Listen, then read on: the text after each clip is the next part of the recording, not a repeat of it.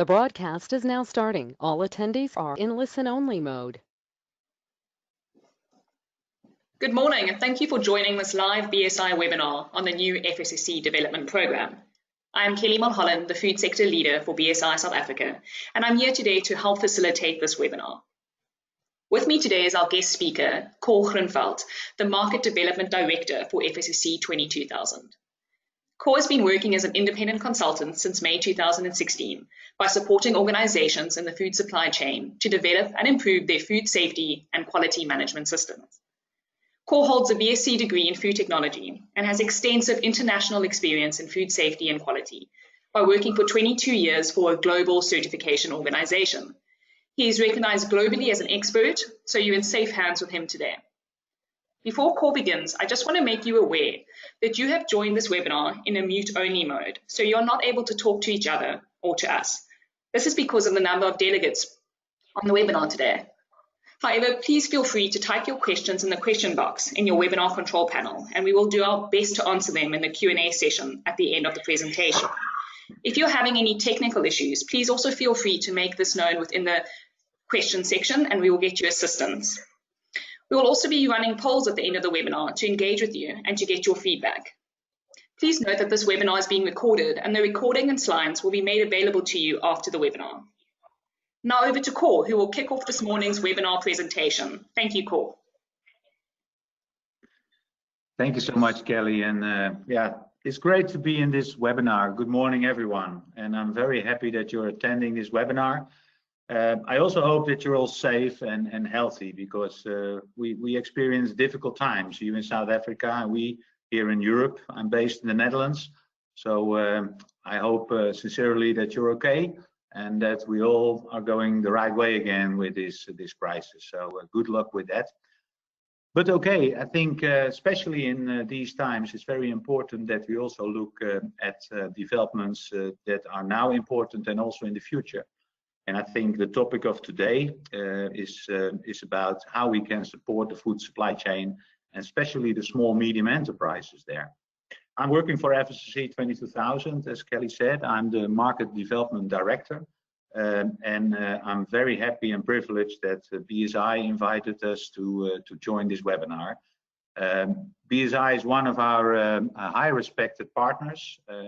They deliver certification around the world, and we work closely together with them and our other partners, obviously.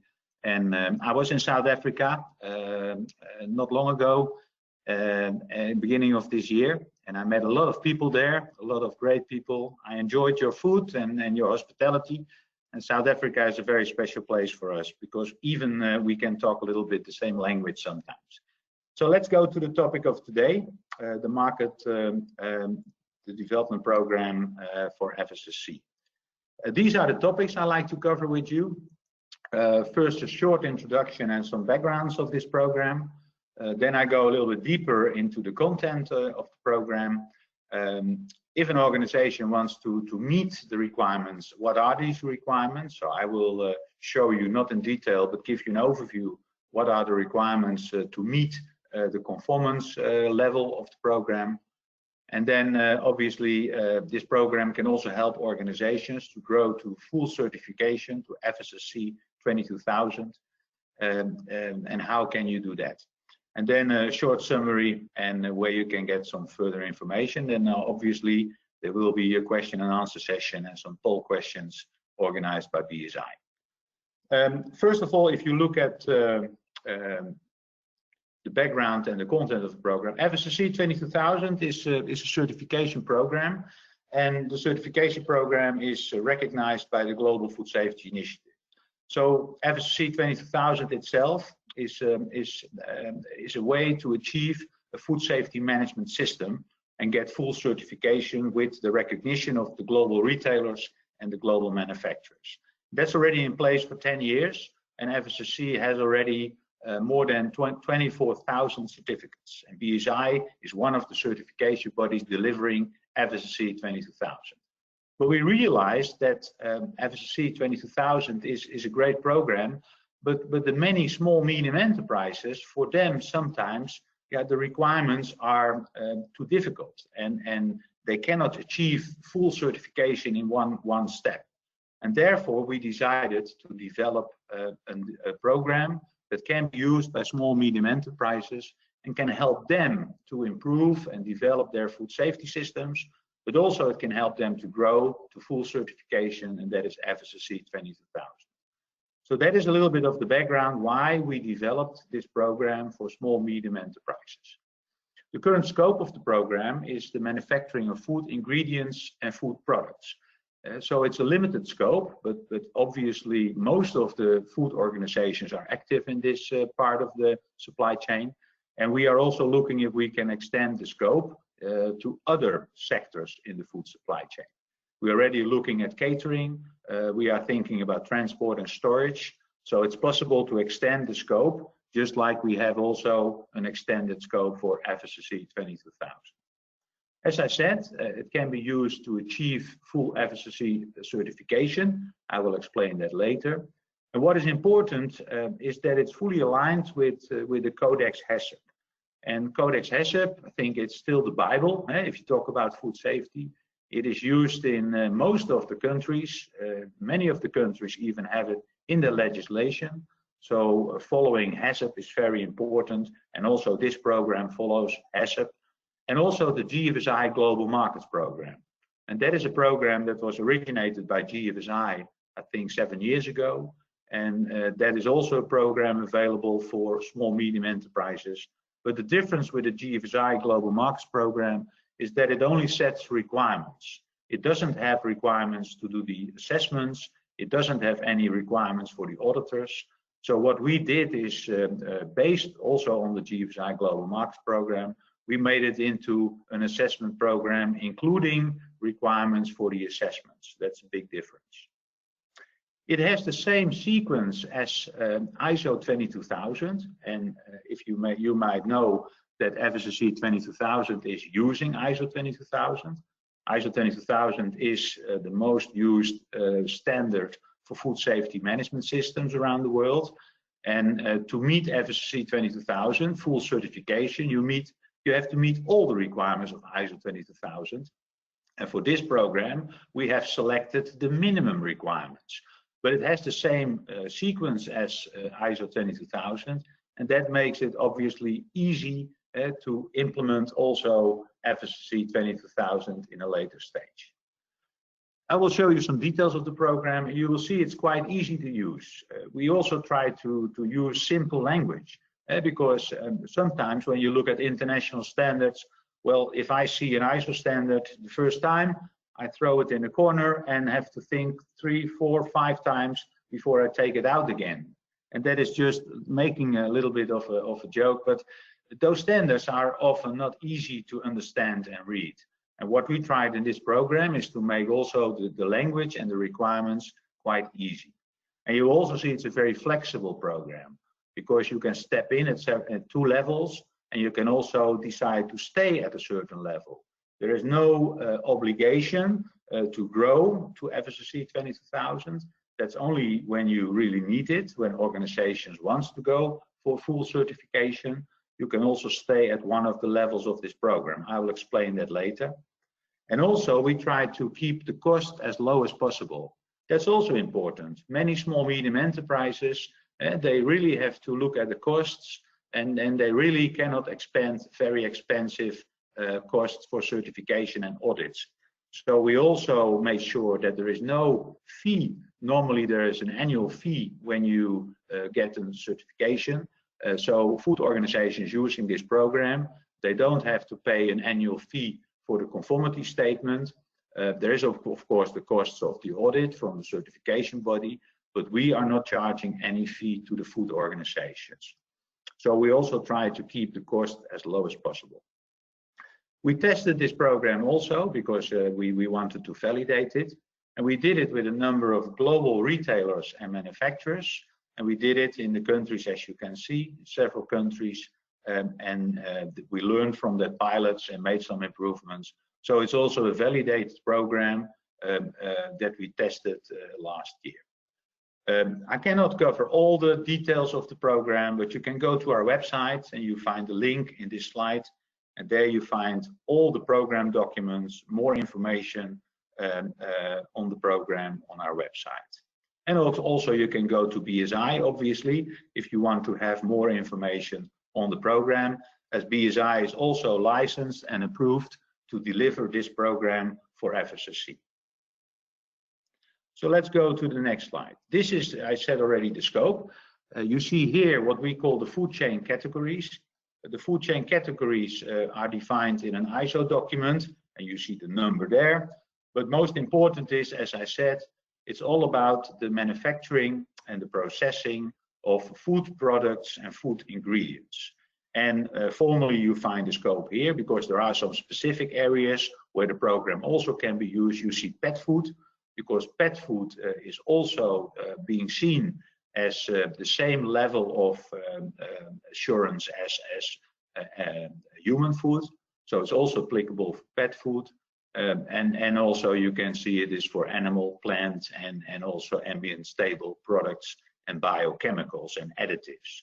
So this is the current scope. And as I said, we are looking if there is a need to extend the scope also to other sectors of the food supply chain.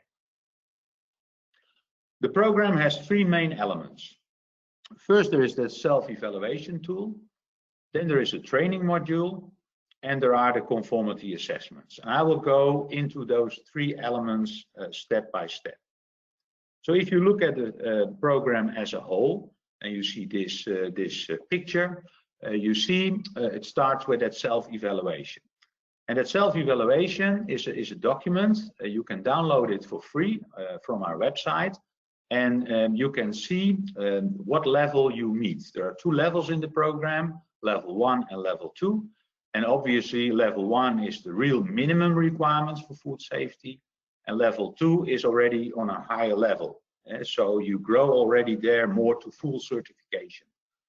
You can decide based on the self-evaluation what level you want to step in. So that's the flexibility of the program. You can decide on what level you want to step in. You can also decide to have training. You should also see it in this picture. The self-evaluation will also learn you if you need additional training. And therefore, we also have a training module, and we have also approved training organizations that deliver the training on behalf of this program. So you can decide yourself, it's not mandatory if you need additional training. Then you decide to step in on level 1 or level 2. And if you decide to step in on level 1, you can ask a conformity assessment body, an assessment body as we call them, to do the conformity assessment. And if you meet the requirements of level 1, you get a conformity statement. And that conformity statement will show evidence that you meet the requirements of the program. And you will also be listed on our public register on the website. So it also shows to other organizations that you meet the program. And that also can support organizations to have better market access. You can do the same. You can also step in level 2, and the principle is exactly the same, but the requirements are a level higher, as I said. And you can also decide if you want to grow in the program. So you can go from level 1 to level 2, from level 2 to full certification Fssc 22000, but you can also go directly from level 1 to full certification, or you can decide to stay at one of the levels. Staying on these levels depends on the needs of the food organization itself, and of course on the requirements of your clients. It depends sometimes on clients, what they expect from you, if you want to meet another level of the program. So this is in principle how the program works. If you then look at the self-evaluation tool, I said it already, you can download it from our website. You find the requirements as well on level 1 or level 2, and you can use it as a self-assessment or a gap analysis tool, and that will show you where you are with your program. So you will learn from the self-assessment on what level you are, and also that can help you if you need training or what level you want to step in.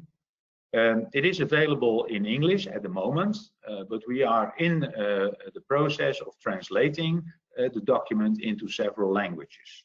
And in South Africa, I think English is absolutely not a problem, course, you all speak it very well, but we also translate it in Japanese, Chinese, Spanish, Portuguese, so several languages we are going to translate it. Then if you look at the document as more in detail, so you see a print screen here of the document itself, and you will see it's very self-explanatory. You find the requirements. So here's an example of the first chapter. It's about food safety system requirements. And first you find a general requirement, like this example, leadership and commitment. And then you find what we call audit questions. So for each of the requirements, there is one or more audit questions, and it's a conformity assessment. So the simple answer is, do you meet the requirement or do you not meet the requirement? There's a yes or a no. And you can imagine if there is a no, there is a non-conformity. And then there is something missing. And in that case, of course, you need to close the gap if you do the self-assessment. And that works the same in the actual conformity audit, conformity assessment. The same will happen. The auditor also will come in, will look at these exactly the same requirements as in this document, and has to answer the question if the organization meets the requirement, yes or no. So that is how it works. And it goes on with a number of requirements. And you can also see that the titles of the requirement are aligned with, as I said, ISO 22000. And that is also what Fssc 22000 uses. So that makes it also easier to grow further into full certification for Fssc 22000. The document has, it's an Excel document. It has requirements for level 1, as you see at the bottom, and you have requirements at level 2. And for level 2, of course, all the requirements of level 1 are applicable, but there are a number of additional requirements for level 2, but you only have to fill in one of the sheets because all of the requirements are also in level 2. So that is how the self-assessment document works. Then looking at training, as said, it's not mandatory, but it can help, obviously. The training is delivered by what we call recognized training organizations. You find all their names on our Fssc website. The same with the assessment bodies that can do the conformity assessments. They're all listed on our website. So you can find there what are the training organizations and assessment bodies that you can use. And as I said, BSI is one of them. And it can be combined with the self-evaluation. So sometimes what training organizations do, they combine it with the self-evaluation. And then, of course, they can also support organizations to meet requirements or to explain requirements. That is a possibility that is provided. And then the third part, that is then the actual conformity assessment. Again, you have to decide where you want to step in. Then the assessment body comes in and they do the conformity assessment. And we work with licensed conformity assessment bodies listed on our website. And the validity of the conformity statement is 1 year. So if you want to continue the program, if an organization wants to stay, for instance, on level 1, because that is sufficient for them, or they need more time and it's accepted by their clients, then they can have an annual assessment. So each time the validity of the conformity statement will be extended for 1 year, and you can then have an annual conformity assessment to extend the validity of your certificate. And as I said, we ensure that you will be listed on our website in the public register. So it also gives visibility of the fact that the food organization meets the requirements. What is very important for us, and I said already, there is a difference with this program and, for instance, the Global Markets Program from the GFSI, is that we have in Fssc, we have our integrity program. And the integrity program, we are a foundation, we are a non-profit foundation. So we are really not looking at high profits, but of course we have our costs. And if you look at the costs in Fssc, most of our budget is spent to the integrity program, where we want to ensure, together with our partners, the certification bodies and the training organizations, to have a highest level of integrity with the audits and the assessments. And you just see an overview what kind of elements we have in our integrity program. And we work very closely together with our partners to ensure that the audits and the assessments are on the highest level as possible. And I think that, as I said, is a big difference with many other programs, and it has to help to ensure that there is confidence in conformity statements and certificates. That is very important. The audits need to be reliable, there needs to be trust, and the integrity program supports that. What are the requirements for conformance? Well, if you look at the self-evaluation document, as I said on our website, you find all the requirements there. And it's a copy-paste with the requirements that are being assessed by an assessment body. It has 3 sections, the requirements. First of all, there are requirements for the food safety system. Then there are requirements for the prerequisite program requirements. And we have a few additional requirements coming from Fssc. And I cannot go into detail. We don't have the time for that, of course. But I just made an overview of the main topics that you find in the requirements. And I think you will recognize it. At least you will, if you know ISO 22000, you will recognize the names of the chapters, because that is fully aligned with ISO 22000. But of course, we are not requiring all the requirements from ISO 22000. We are looking at the minimum requirements to ensure that you are producing safe food, and that you also have a good system in place to do that not only today, but also tomorrow. So these are, just to give you an idea, things like leadership, things like competence, things like withdrawal, recall. So for all of these different topics, there are a number, 1 or more audit questions, as I said, in the requirements document. You also see that some of the requirements are only applicable for level 2. So this is the requirements for level 1. And if you see, for instance, requirement 1.8, you can see that there is a requirement only applicable for level 2. And that shows that level 2 is a higher level. You have additional requirements on top of the level 1 requirements. These are the next section of the requirements document, are the requirements for prerequisites. So it's all about good manufacturing practice, all about hygiene, all about the basic requirements to ensure that products are produced in a safe way.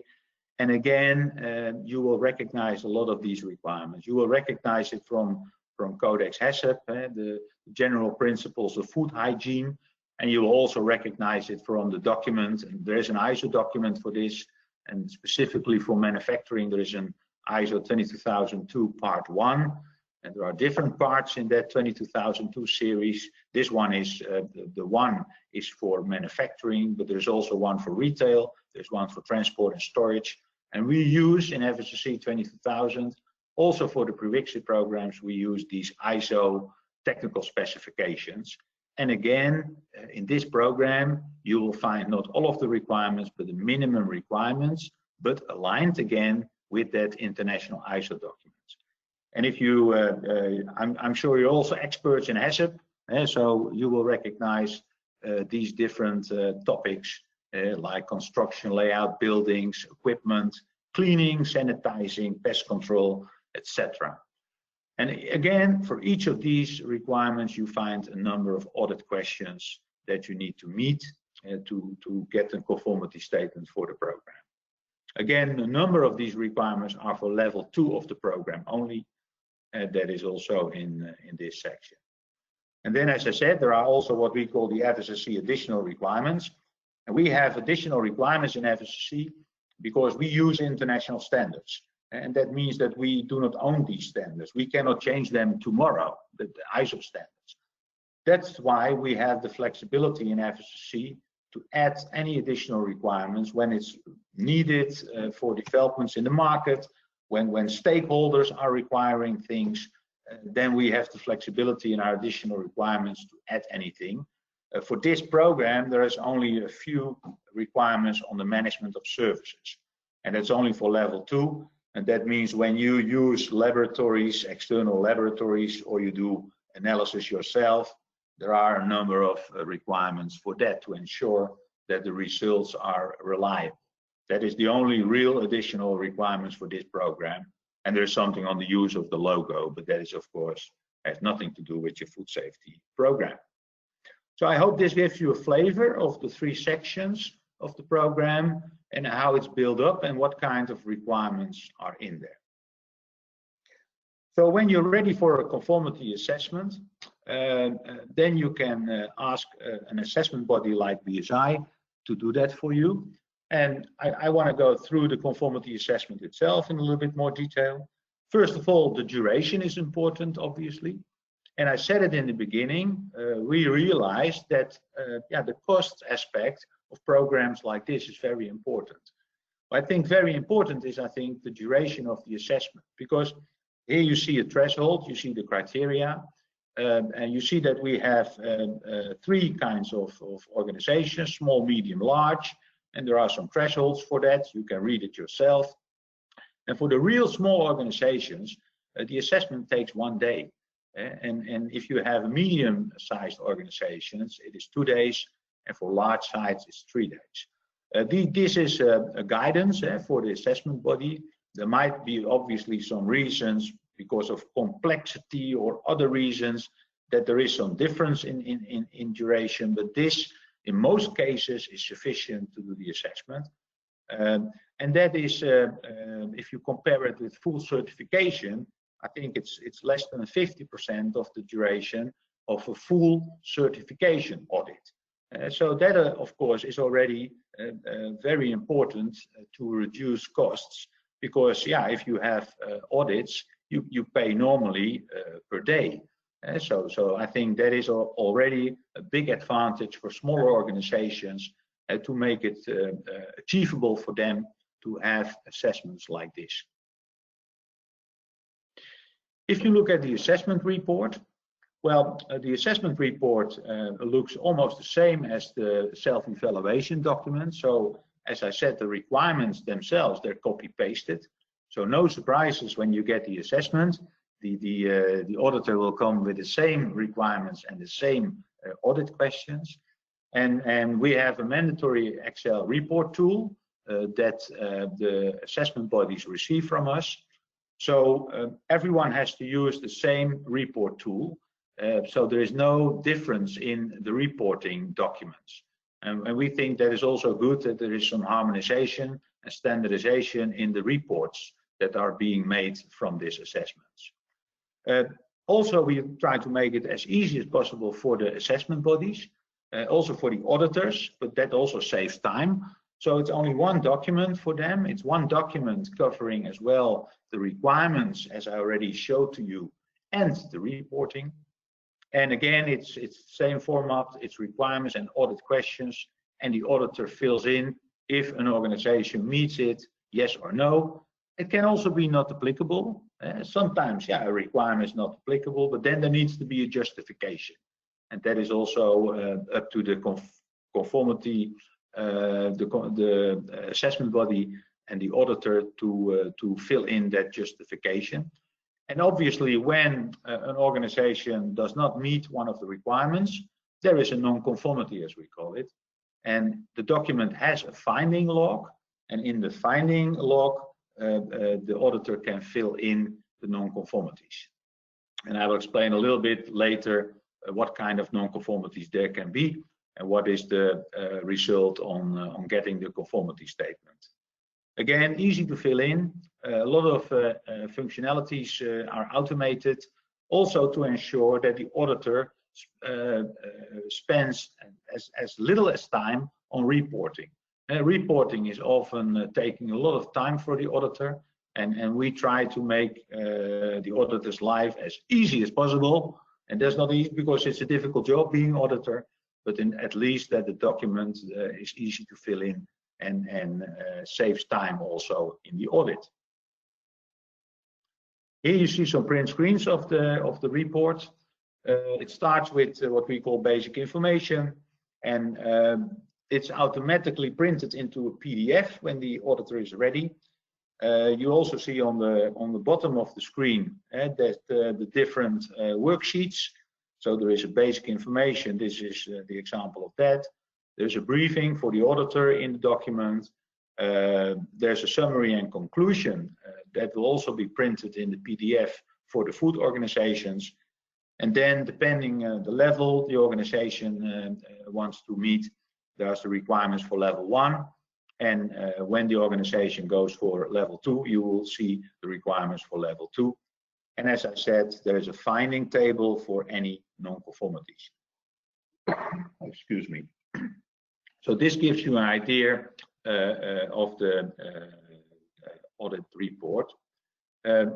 Also, another print screen is about the requirements, and you will recognize, I think, the same requirements as I showed you in the self-evaluation document.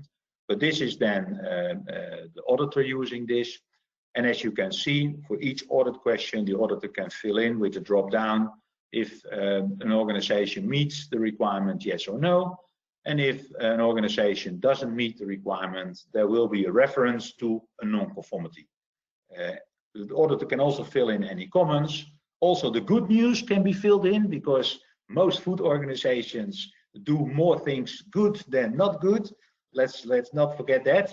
We always have a negative reporting, but also very strong elements and perhaps some information, additional information on what has been sampled or what has been reviewed can be filled in by the auditor in the comment section. So this is an example of how the requirements are being listed. And then, as I said, there is a finding table or a finding log, and that is the end of the audit report. And that will show any non-conformities in detail, including a grading that I will explain later. And also it can be used for filling in the corrective action, the CA. And that is, of course, very important in the follow-up of any non-conformities.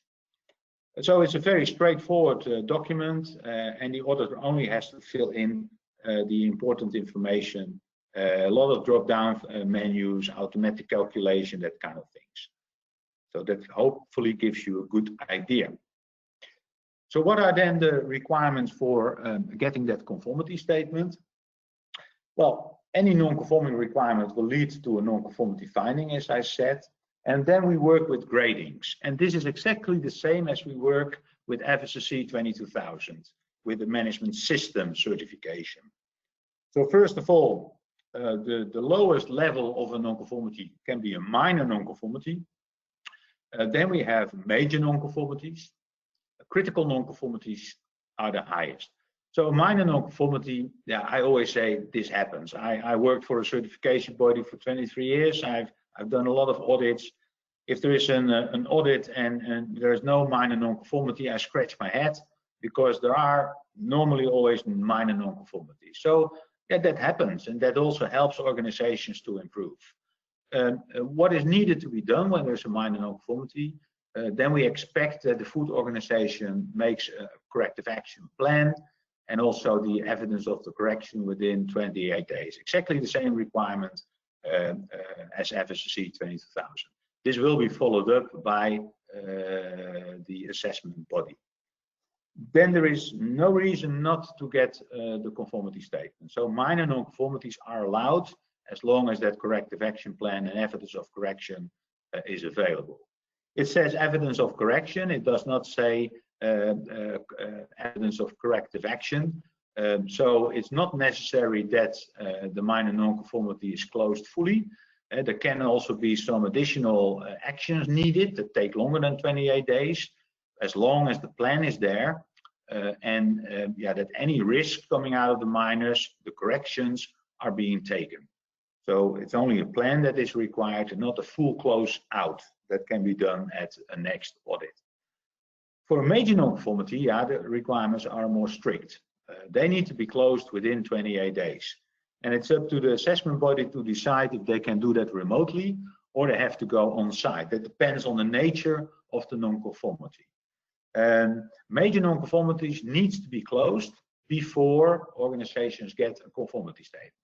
So that is a different level. And you can imagine for a major non-conformity, there is a potential significant risk for food safety. And I use the word potential. And if it's not closed, it can go wrong tomorrow, I always say. So there's a potential significant risk for food safety. And that's not the case with a minor. Minor can be a small thing that doesn't have the impact and on a significant food safety risk. Then the highest level of non-conformity is the critical. And a critical, the difference with a major, I try to explain, is that it's not a potential significant risk for food safety, but it's a direct significant risk for food safety. And you can imagine then, yeah, that really needs to be solved. If an organization is already having a conformity statement, it will result in suspension. That is the consequence with the critical non-conformity. And also, yeah, you will not get a conformity statement, obviously, until the critical non-conformity is fully closed. And also there are some timelines in what time that needs to be done. So I think this gives you an idea what you need to do, what the food organization needs to do to meet the program and to get that conformity statement. Yeah. I also see in these times, in these difficult times, that yeah, if you look at supplier assurance, it's also not easy for food organizations, of course, to do their normal supplier assurance program. So this program can also help very, very well in a supplier assurance program. So if you have organizations that have different suppliers, also for those suppliers sometimes it's too difficult to have full certification in one step. Again, this program can help. You can use it yourself for your suppliers. You can ask your suppliers to do a self-assessment because the self-assessment tool is free to use. So you can do that yourself. But then obviously when you want really to have some evidence and independent trust that your suppliers meet your requirements, you can use an assessment body like BSI or the others to do an assessment on your suppliers. I've been in South Africa, as I said, beginning of this year, and I also talked about this program with a lot of different brands. I met large brands, manufacturers, but also retailers. And what I learned from South Africa is that also, yeah, the southern part of Africa and the east and the west, you have a lot of countries there where you use suppliers from. And also, sometimes it's not easy for those suppliers to meet those full certification programs like Fssc 22000 in one step. So I think also for supplier control and assurance, this program can really help. And also what is interesting, of course, most of the brands have their own supplier programs. And that can mean that a small food organization has to meet different programs, and that also makes life not easy. So we also think that program like this can help in getting more standardization and harmonization in requirements when you want to use it for your suppliers. So I also think that it can help very much in a supplier assurance program. So if an organization wants to grow to Fssc 22000, that can be possible. That is possible, obviously, as I said. Well, this picture shows you a very generic the development program, level 1, level 2. You see it on the bottom of the pyramid. You see that level 1 and level 2 use part of the requirements of those international standards. And then if you want to go to Fssc 22000, yeah, an organization needs to meet all the requirements of the international standards. So it's all based on the international standards ISO 22000 and the ISO technical specification for prerequisite programs, the 22002 and part 1 for food manufacturing, and there are a number of additional requirements. So the development program is also based on that, but as I said, it is not all of the requirements, but the minimum requirements. And then obviously an organization can grow further to full certification.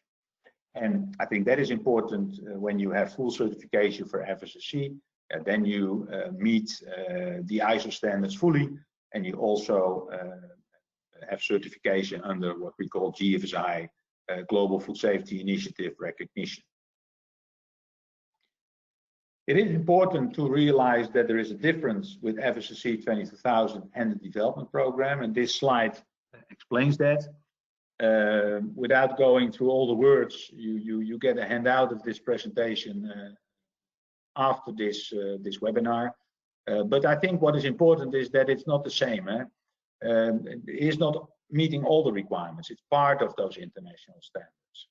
Again, it's not what we call full certification, but it's a conformity assessment program. It's not recognized by GFSI, the Global Food Safety Initiative. It's aligned with GFSI, but there is not a kind of GFSI recognition for this kind of programs.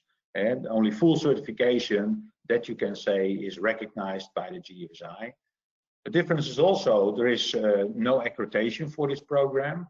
That doesn't mean there is no control, because I explained to you already, we have our own integrity program. And I think our own integrity program is even stricter than general accreditation. So accreditation is absolutely good, but for this program, accreditation is not required. That also reduces cost a little bit, you know. I mean, it helps also, of course, that we can have lower cost for this program. And also the result is not what we call a certificate, but we call it a conformity statement. Validity is also different. When you look at the certificate for Fssc 22000, that has a validity of 3 years with annual audits, but the validity of the certificate itself is 3 years. That is normal with management system certification. For this program, for the development program, the validity of the conformity statement is 1 year. And if organizations, as I said, want to stay on level 1 or level 2, they can have an annual reassessment again to extend the validity of the conformity statement. So these are, I think, a number of typical differences between the Fssc development program and full certification by Fssc 22000. I start to get to the end of my presentation. I think that's nice, almost 45 minutes. First of all, I want to summarize by this step approach, the summary. What steps can an organization take to use the program? Get the information first, obviously. Go to our website, go to BSI, get the information on the program. You can download the free requirements and self-evaluation tool. You can do a self-evaluation, as I explained. Decide if you need training. Then we have, next to the assessment bodies, we also have the approved training organizations on our website. You need to close any gaps, of course. If you found any gaps in your self-evaluation, well, try to close them before you get the conformity assessment. That's better, of course. And then you can contact an approved assessment body like BSI to agree to have a conformity assessment. And once approved, you get a conformity statement, the audit report, and you will be listed on our website. So I think, again, a summary of the steps that organizations can take to use this program and to become a conforming food organization. So a summary. First of all, I think, most important is that we think that this program can help the many small, medium enterprises around the world. They play a very critical and important role in the supply of safe food. And we see that also now in the COVID-19 crisis, how important is our food supply chain. We need to continue to ensure that everyone has access to affordable and safe food. And the SMEs play a very important role, but many of these SMEs need support. And this program can help small, medium enterprises to meet international requirements, to get that recognition by a conformity statement, but also the possibility to grow further to full certification when they need it. It is a stepping stone model to reach. It's easy, I think, with this program to grow to Fssc 22000. I think I explained that already. Flexible, you can grow, you can stay at a level. It's your decision, and it depends, of course, on the needs of your clients. But we don't dictate what the organization need to do. It's up to the organization and their clients what level is needed for them, and if they need to continue to grow to full certification. We have approved assessment bodies, we have an integrity program, we ensure that the quality of the assessments are on a very high level, and the same with the training organizations. So I think that is important. I explained it can be a great tool for vendor assurance, for supplier assurance. You can use it for your suppliers. Once an organization is approved, obviously it can also help in market access, because there is visibility of conforming the requirements. There is a conformity statement and the register. And I think also what we see is that there is absolutely still a problem with resources in certification and audits. And again, I think it's important that we also help certification bodies and assessment bodies to make sure there is sufficient resource in auditors. Good auditors are scarce, and this program can help, because the requirements for auditors are still pretty high. I mean, yeah, they still need to be a good auditor.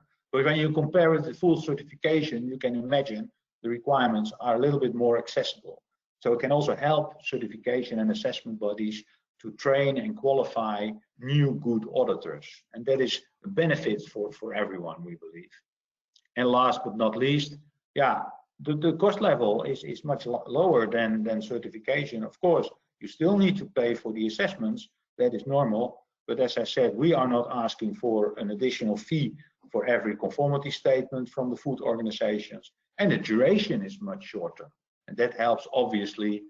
That's one of the main factors of costs. That's the duration of the audits. So I'm going to finish. I realize that it's short in 45 minutes to explain everything on the program, but I hope I gave you a clear picture, and also the benefits and how to use the program. More information, as I said, on our website, and also you can download their self-evaluation tool. But obviously, please go to BSI for any further information. They are a licensed assessment body, so they can deliver as well this program as full Fssc 22000 certification. But they can also help you very good with all your questions and any follow-ups. So thank you so much. I hand over now to the organization again for the further follow of this program. So thank you so much. Thank you very much, Cor. Thank you for this insightful presentation into the Fssc development program and the program requirements. Before we get onto our polls, I want to please remind everybody to post your questions in the control panel for the Q&A session taking place shortly. We see that there's a number of questions that have already come in, which Cor will answer shortly. So it's time for our first poll question. We'd like to know if you are currently certified to a food safety standard. So as you can see, it should come up on your screen. If you are currently certified to a food safety standard, if you could please indicate for us yes or no.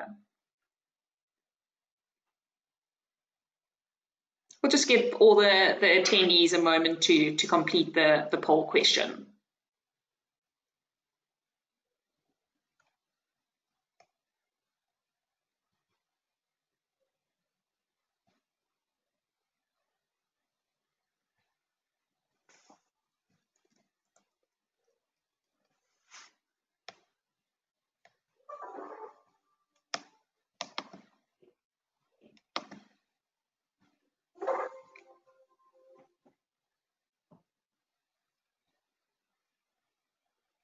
We're just waiting for some of the last delegates to complete the poll question.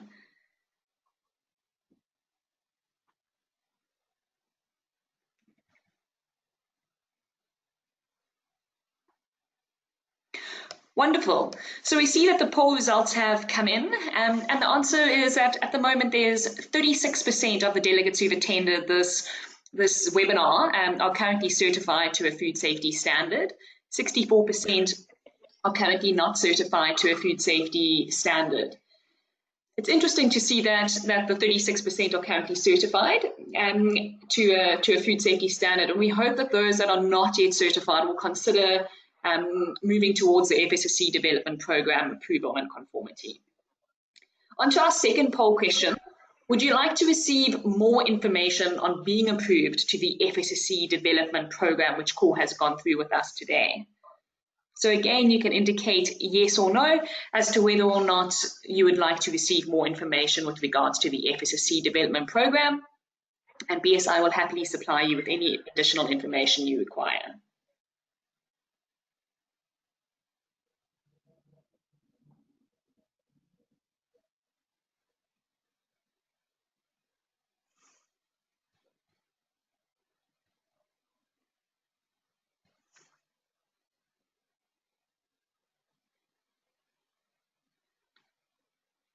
Just giving an additional moment or two whilst we wait for a few of the last attendees to answer the poll question.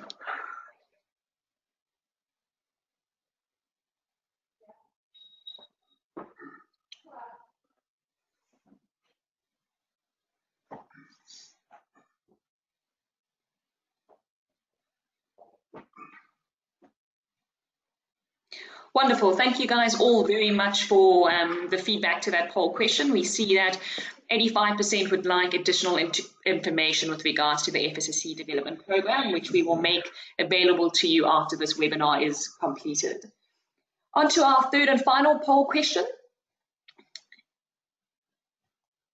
We'd like to know from you whether you would like to receive any information on food training courses.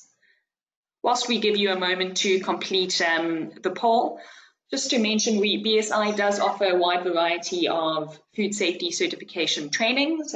We also offer virtual training, so please visit our website to gain further information, and we'll also obviously be happy to send you any additional information you'd like as well. We'll just give the delegates an additional moment just to complete the last of the delegates to complete the poll question.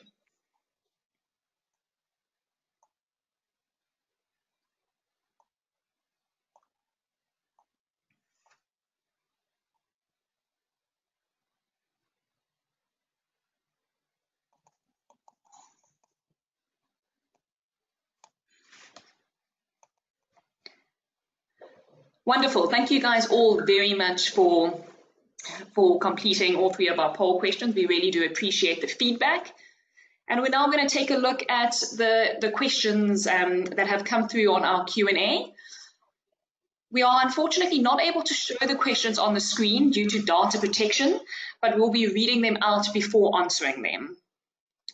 So I'll be reading out the questions that have come through, Core, and if you wouldn't mind answering the questions that are coming in from our delegates at the moment. We have got quite a few questions that have come through, and obviously whilst we go through the questions, if there's any other questions that you have as delegates or attendees, please feel free to send them through. So the first question that has come through is, how can we certify indigenous foods for export markets?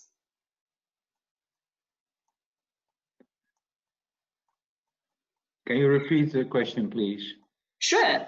The question is, how can we certify indigenous foods for export markets? Would it be applicable to... What are indigenous food? We'll get back to that question in a moment. We'll ask the delegate if they could maybe describe for us a little bit more as to what types of products they're referring to that they'd like to export. On to question 2. Which global retailers was the program trialed with? And is there scope for local retailer engagement, as the SME producers are very much retail driven within South Africa?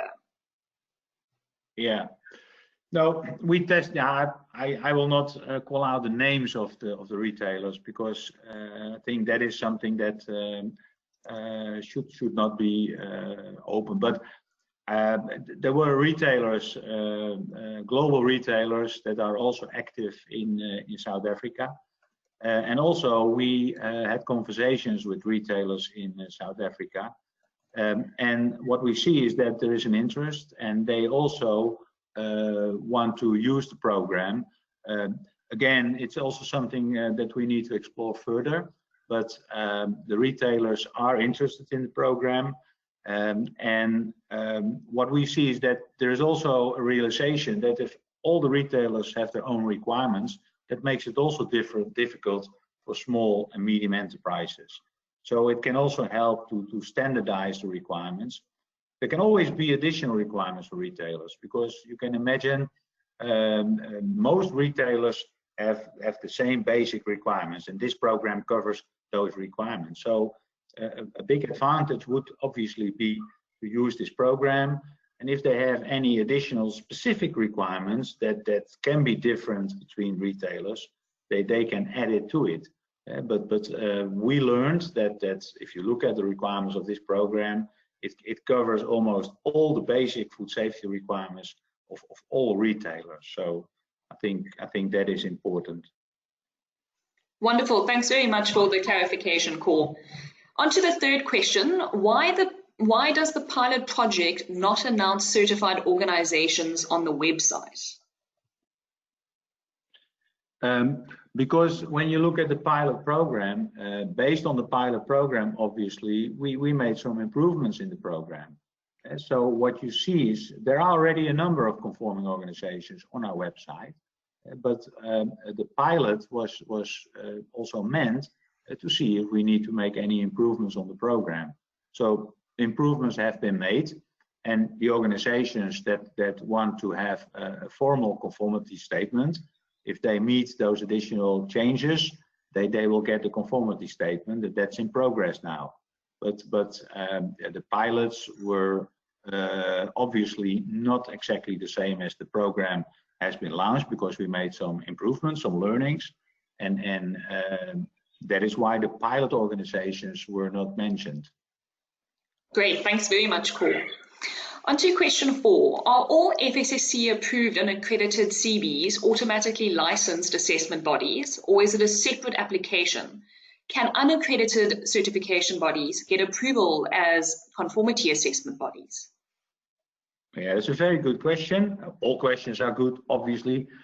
The Fssc approved and accredited certification bodies are not automatically licensed, because they also have to show, of course, that they understand this program and that they have auditors and assessors that know this program. So there is an additional requirement for the existing Fssc approved certification bodies. They need to make sure that they understand this program, and they have also auditors that are internally trained for this program. So there is a separate application and a separate approval for this program.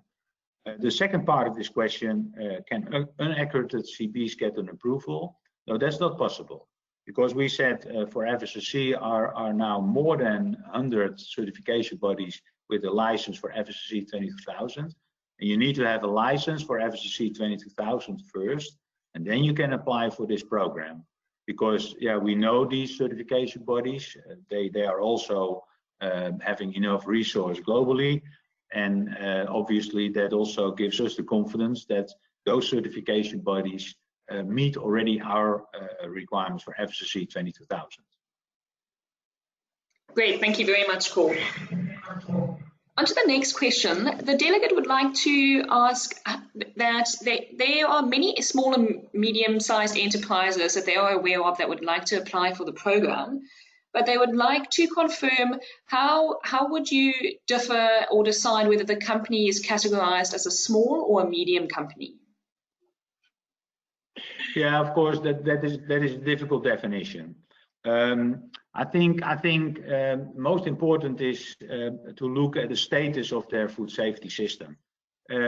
Even large organizations can use it, let's be honest. So what we said, SMEs, I think that is a general terminology we use, because most of the small medium enterprises, they often need support in improving and developing their food safety systems. But even if an organization is large, they can also use this program. It is more the status of their food safety system. It is really meant for organizations that cannot achieve full certification like Fssc 22000 in one step. And any organization that is in that status can use this program. And also, when you look at that slide I showed on the duration of the assessment, it shows that we have identified 3 kinds of organizations in numbers of employees, or numbers of processing or production lines. And there you find that we have identified small, medium, and large. So the SME terminology is more an identification that most of the organizations that are smaller often need support in developing the systems, but it's more the status of their system. And if they are able to meet full certification in one step, yes or no. If not, they can use this program. Thanks, Cor. Another delegate would also like to know if it is mandatory to be registered with Fssc as a training organization before we can train SMEs on the development program.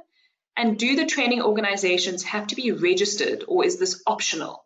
What is the cost of registration if they are required to register? Yeah, no, for training organizations, for assessment bodies, we said you need to have an existing license for Fssc 22000. We don't have that for training organizations. The reason for that is that the number of training organizations with an Fssc 22000 license is much smaller. And we also want to ensure that there is enough coverage around the world to provide training.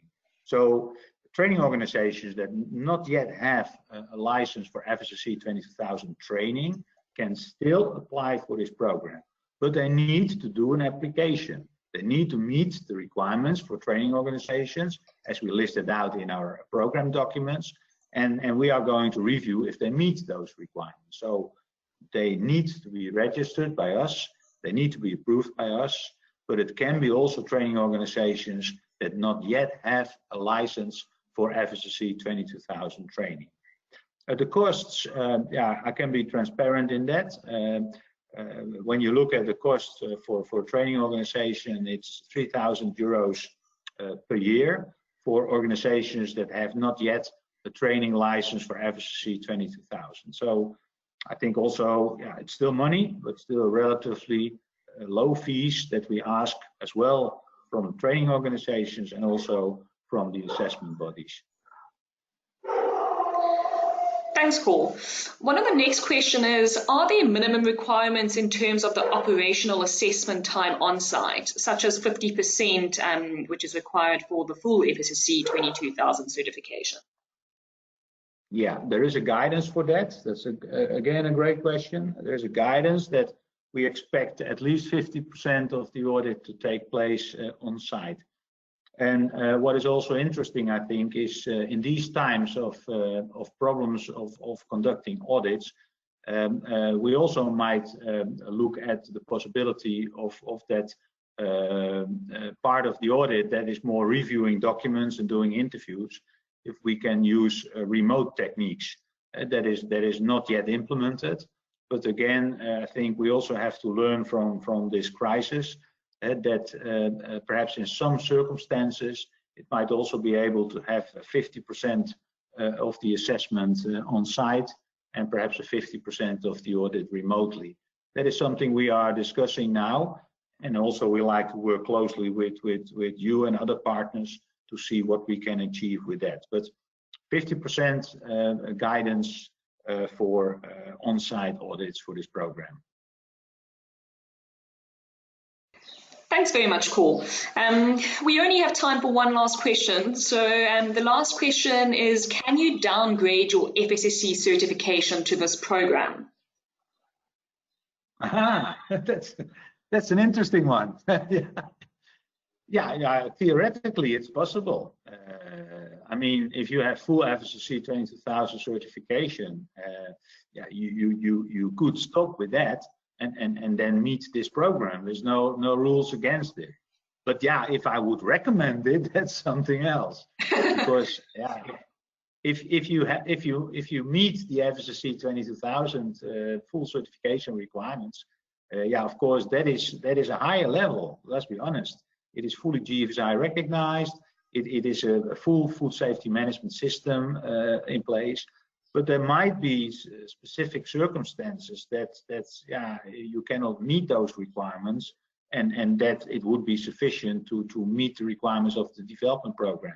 But I would say looks to me like exceptions, and it would not be a recommendation from me. Thanks very much, Cor. Thanks very much, Cor. That's unfortunately all the time that we have today for Q&A session. The rest of the questions that have come through, we will feed back through to all of you via email to give you answers to some of the other questions that you have posed. Core, myself and BSI would like to thank you for a great presentation, and thank you for taking the time out to be with us today and to share the information with regards to the Fssc development program with the South African markets. And thank you to the audience for joining us today. We hope you enjoyed the webinar, and thank you and goodbye. Thank you so much. Bye-bye.